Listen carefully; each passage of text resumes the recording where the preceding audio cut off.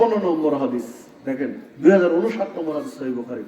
মিল আছে কিনা দেখেন, এখন ওই যুগটা প্রায় চলে এসেছে। মানুষ হালাল হারাম আর তোয়াক্কা করে না, পরোয়া করে না। রাসূলুল্লাহ সাল্লাল্লাহু আলাইহি ওয়াসাল্লাম বলেছেন, কুল্লু মুসকিরিন খামরুন ওয়া কুল্লু খামরিন হারাম। প্রত্যেকটা নেশা জাতীয় দ্রব্য মদ, প্রত্যেকটা নেশা জাতীয় দ্রব্য হারাম। রাসূলুল্লাহ সাল্লাল্লাহু আলাইহি ওয়াসাল্লাম বলেছেন, মা আসকারা কাসীরু ফাকালিলু হারাম। যেই জিনিস বেশি করে খেলে নেশা হবে, তার সামান্য পরিমাণ খাওয়া হারাম। নেশা জাতীয় দ্রব্য হালাল না হারাম? হারাম। যে হাদিস বললাম, প্রথমটা সহিহ মুসলিমের 5336 নম্বর হাদিস, আর পরেরটা হলো ইবনে মাজাহ 3393 নম্বর হাদিস। সম্মানিত উপস্থিতি, যে কথা বলছিলাম যে দেখুন, নেশা জাতীয় দ্রব্য ইসলামী শরীয়তে হারাম হারাম হারাম, কোনো সুযোগ নেই। এখন আপনি যদি বলেন যে জর্দা গুল হালাল মাকরু, সুযোগ আছে? জর্দা গুলে নেশা হয় না? হয় না। বিড়ি সিগারেটে নেশা হয় না? হয় না। তামাক জাতীয় দ্রব্য গাঁজাতে নেশা হয় না? হয় না। ইয়াবা, হিরোইন, ফেন্সিডিল, দেশি বিদেশি মদ হয় না? হয় না। হয়। তাহলে এগুলো কি হারাম? বিড়ি সিগারেট জর্দা গুল তামাক জাতীয় খাবার গাঁজা যা আছে, হিরোইন, ফেন্সিডিল, দেশি বিদেশি মদ, ইয়াবা, কি এগুলো হারাম। এগুলো হারাম। এই হারাম খাদ্য খেয়ে ইবাদত করলে, প্রার্থনা করলে কবুল ছাড়তে হবে। বিড়ি সিগারেট জর্দা গুল চলে না? চলে না? চলে না? চলে না? চলে। হারাম খেয়ে ইবাদত করলে কোত্থেকে কবুল হবে?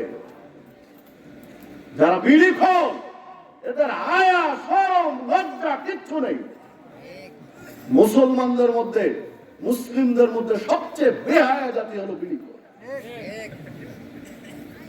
বিড়ি খাওয়ার মতো বেহায়া মানুষের মধ্যে আর কেউ নেই। যারা বিড়ি খোর আছেন, মাইকের আওয়াজ যত দূরে যাচ্ছে শুনে রেখে দেন যে বিড়ি খোরের মতো নির্লজ্জ, বিড়ি খোরের মতো বেহায়া মুসলিমদের মধ্যে আর নেই। কেন বললো? উনি যদি ব্রাশ দুদিন থেকে না করেন, মাইন্ড করবেন না ভাই, উদাহরণ দিচ্ছি। উনি যদি দুদিন থেকে ব্রাশ না করেন, আমার পাশে বসে আছেন, ওনার মুখ থেকে গন্ধ বেরোচ্ছে, কিসের জন্য? ব্রাশ করেননি তাই। উনি যদি একটু আঁচ করেন যে আমার মুখের গন্ধ পাচ্ছে, ওস্তাদ গন্ধ পাচ্ছে, তাহলে উনি সরে যাবেন না? যাবেন না?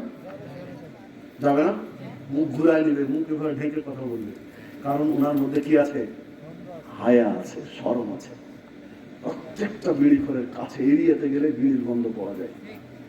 প্রত্যেকটা জর্দা গুল খোরের কাছে গেলে গন্ধ পাওয়া যায়। ও জানে ও কোনোদিন মুখ ঢেকেছে, মানে ও কি বেহায়া? ও কি বেহায়া? বিড়ি খোর, বিড়ি খেতে খেতে বাথরুমে বসে বিড়ি খাও মানুষ। মানুষের কাতারে পড়ে না, খায় আর পায়খানা করে, খায় আর পায়খানা করে একসাথে, খায় আর পায়খানা একসাথে করে। এটা মানুষের স্বভাব? এটা গরুর স্বভাব, এটা কুকুরের স্বভাব, এটা ছাগলের স্বভাব, এটা শুকুরের স্বভাব। গরু, ছাগল, কুকুর, শুকুর খায় আর পায়খানা করে একসাথে, ও খায় আর পায়খানা করে একসাথে। মানুষের কাতারে পড়ে? মানুষ বলাই কঠিন। কোন মুসলিম নয়, শুধু একজন অমুসলিমও যদি চিন্তা করে বিড়ি কোনো মানুষের খাবার হতে পারে না,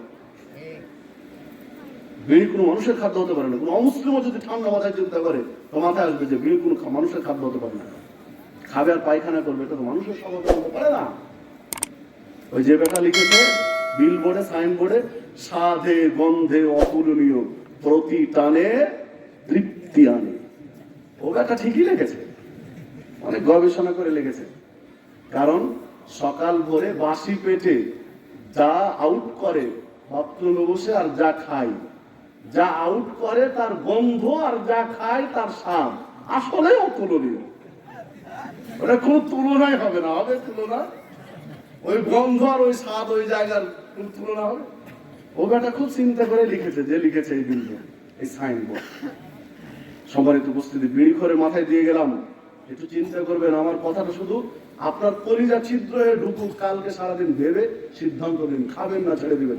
মুসলমানের বাচ্চা কোন আক্কেল বিড়ি নেন? কোন আক্কেলে জর্দা দেন, কোন আক্কেলে গুল দেন দাঁতের ভিতরে। আপনার বাড়িতে, আমার বাড়িতে আজকে আপনি মেহমান, এই ওস্তাদের বাড়িতে আপনি মেহমান হলেন, ধরে নিলাম আজকে রাত্রে আপনি এই ওস্তাদের বাড়িতে মেহমান। রাত্রে সুন্দর করে তৃপ্তি সহকারে ঘুমালেন, সুন্দর বিছানা দিয়েছেন, উনি লেপ দিয়েছেন, সুন্দর করে ঘুমালেন।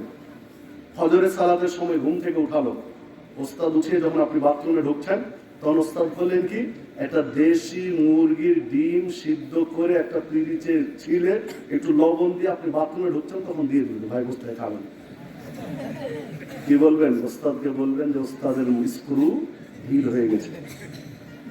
কি মেহমানদারি, বাথরুমে পায়খানা করতে যাচ্ছি আর আমার ডিম দিচ্ছে যে বসতে খাবেন, দেশি মুরগির ডিম বসতে বাথরুমে খাবেন, তো হুজুরের আক্কেল আছে বলবেন না?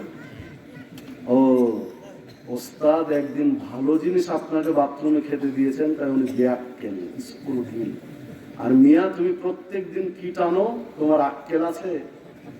ওস্তাদের স্ক্রু ঢিল আছে, তোমার স্ক্রুই নাই, তার আগে ছিঁড়ে গেছে তোমার।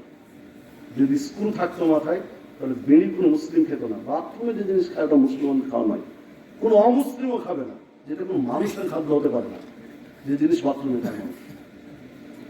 ছেড়ে দিবেন, মাইকের আওয়াজ যত বলে যাচ্ছে। জর্দাখোর আর গুলখোর বলছে যাক, বিড়িখোরের উপর দিয়ে পার হয়ে যাক, আমার দিকে না আসে। চোরে চোরে মাস্তুতো ভাই। বিড়ি তৈরি হয়েছে তামাক থেকে, জর্দাও তৈরি হয়েছে তামাক থেকে, গুলও তৈরি হয়েছে তামাক থেকে। বিড়ি, জর্দা, গুল তিনটারই মাকে তামাক, একই তামাক মা তিনটা সন্তান জন্ম দিয়েছে, একটা বিড়ি, একটা গুল, একটা জর্দা। বিড়িখোর যে কোয়ালিটির, জর্দাখোর, গুলখোর একই কোয়ালিটির। একটা মানুষ যদি বিড়ি খেতে খেতে মসজিদে ঢুকে, বিড়ি খাচ্ছে আর ধোঁয়া ছাড়ছে, বিড়ি খাচ্ছে আর ধোঁয়া ছাড়ছে, মসজিদে ঢুকছে, মসজিদের মুয়াজ্জিন খাদেম ঢুকতে দিবে?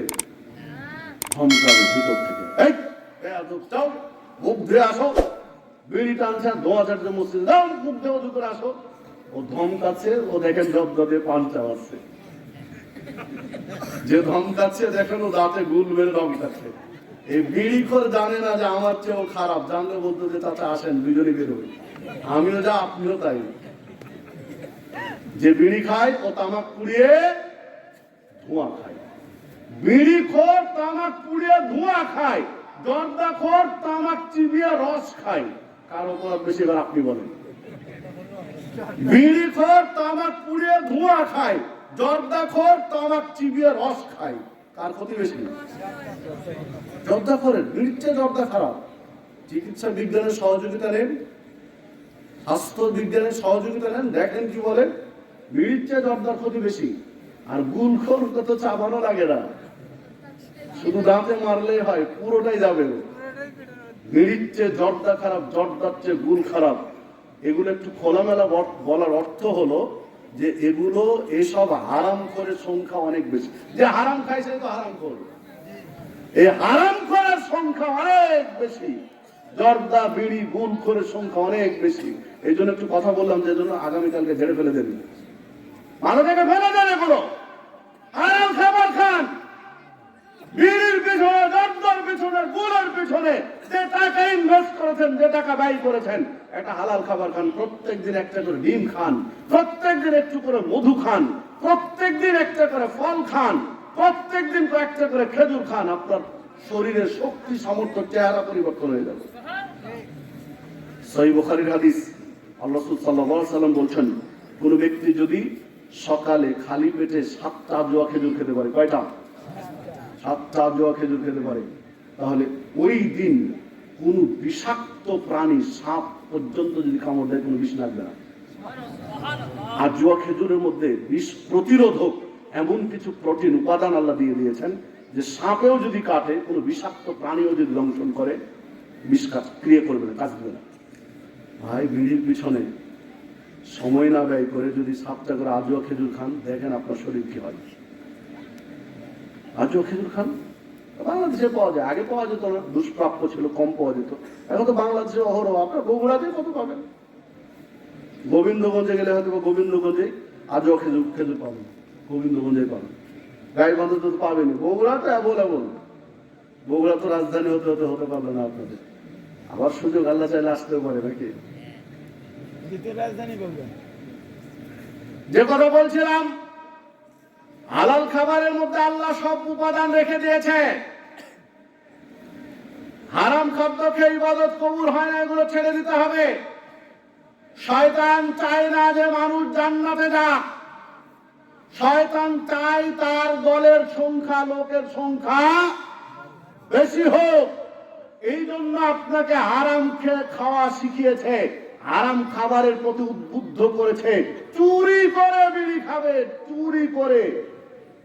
বাড়িতে টাকা নেই, বউ যদি বুঝতে পারে যে বিড়ি খাওয়ার জন্য টাকা খুঁজতেছে, সমস্যা, চুরি করে চাল বিক্রি করে বিড়ি খায়। খায় না এরকম লোক নেই? যে চালও কিনে নিয়ে আসে, নিজের বাড়ির চাল চুরি করে বিক্রি করে আবার বিড়ি খায়, গাঁজা খায়। কি যে বুঝাবেন এই লোককে। আমি এমনি বলছি যে বেহায়ারা সবচেয়ে বেশি। আবার কি সুন্দর করে বলবে, অনেক বড় শিক্ষিত, অনেক বড় শিক্ষিত, বলে যে হুজুর বেয়াদবি মাফ করবেন, আমার একটু বদ অভ্যাস আছে।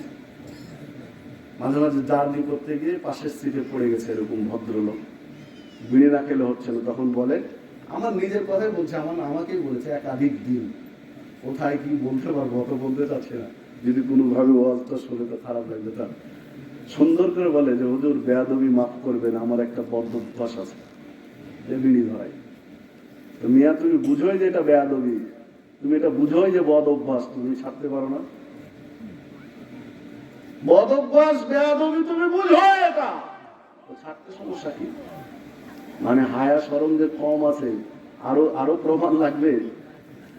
তাহলে এগুলো ছাড়তে হবে না, খাওয়া যাবে? ছাড়তে হবে। ইবাদত কবুল হবে না ভাই, কি করবেন? জর্দা খেয়ে খেয়ে, গুল খেয়ে খেয়ে পায়খানার স্ল্যাব বানিয়ে ফেলেছেন দাঁতগুলো।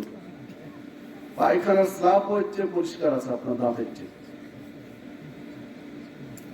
বাথরুমের চেয়েও দাঁতগুলো খারাপ বানিয়ে ফেলেছেন। সম্মানিত উপস্থিতি, আসুন জায়গায় ফিরে আসেন।